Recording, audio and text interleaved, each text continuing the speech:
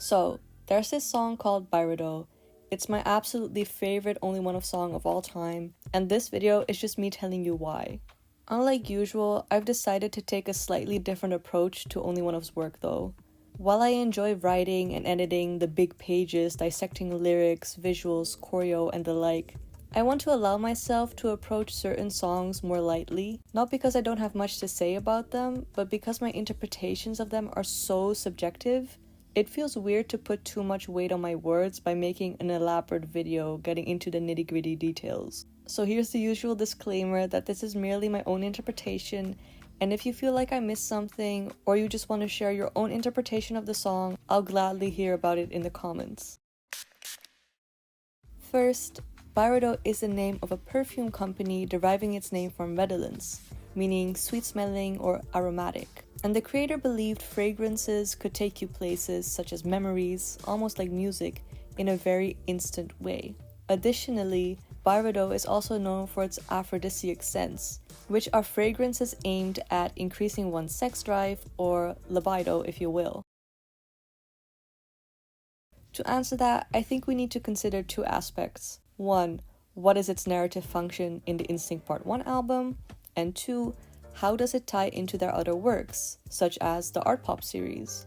In the case of Instinct Part 1, byredO is the song where the boy realizes his indulgence in his instincts can have negative consequences, like how too much of a good smell can turn unpleasant or even bitter. In Libido, he accepted that he was allowed to explore his sexuality and desires, regardless of how taboo the people in his environment had made it. In Instinct, he fully gives into those feelings by unabashedly following his instinct and enjoying doing as he pleases.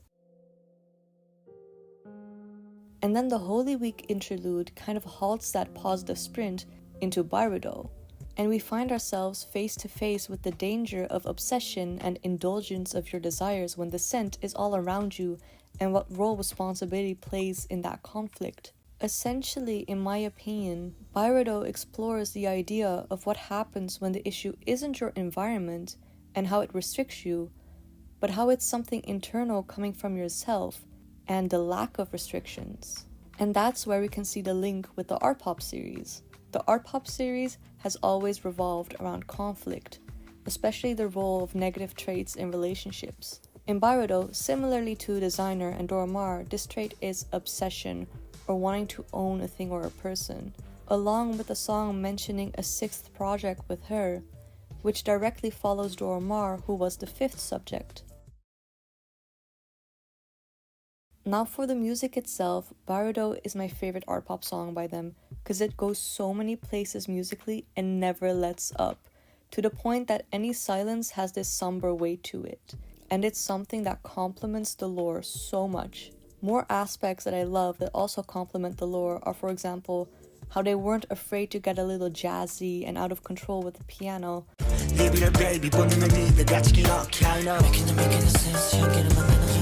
because I think it just highlighted how the protagonist was losing the grip he had on himself, while also trying to tighten the grip on the obsession he had with the other person. I also thought the whistling kind of got across this vibe of calling for another person to follow you down, similarly to a Pied Piper. I love how sexy and seductive yet drunk it all feels and sounds, because the boy was literally drowning in the fragrances, their actions, memories, and emotions.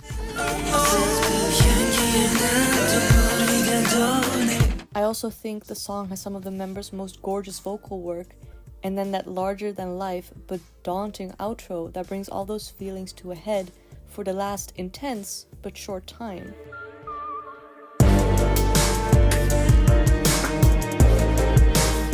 To the point I wish they'd done even more with that outro, but then it makes me wonder if that isn't the point.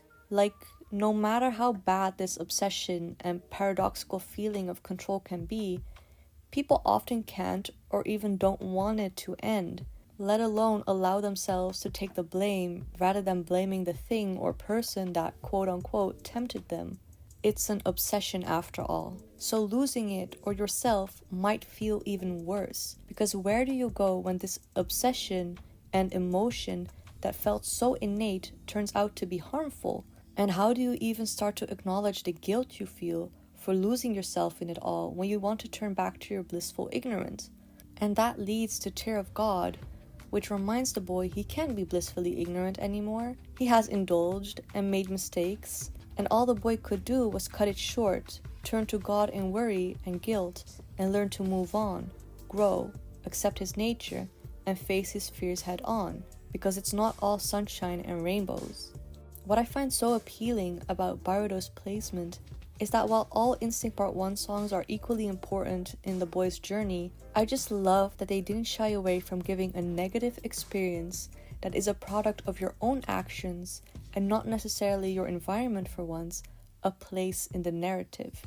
Because while it's all naturally interconnected, I love that the wake-up call in the album came with the realization that sometimes the biggest hurdle isn't your environment, but something of your own you haven't unpacked, and how that affects you and the people around you. For example, even going beyond Instinct Part 1 or art pop, in Nabi I think byredO is referenced to get across the feeling of fearing a similarly sticky and harmful situation with a new lover you don't want to hurt nor want to leave you.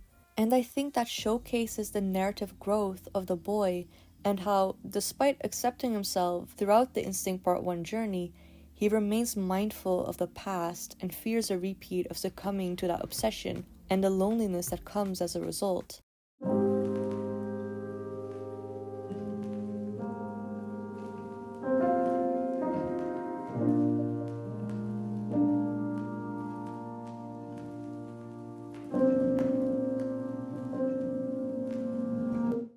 In conclusion, I think byredO is such a gorgeous song that feels like this self-contained yet important masterpiece with fingerprints all over OnlyOneOf's lore and sound that tries to get such a specific feeling across you rarely find in music, let alone K-pop. And that's probably why I'm obsessed with it and why I've listened to it about 1,500 times.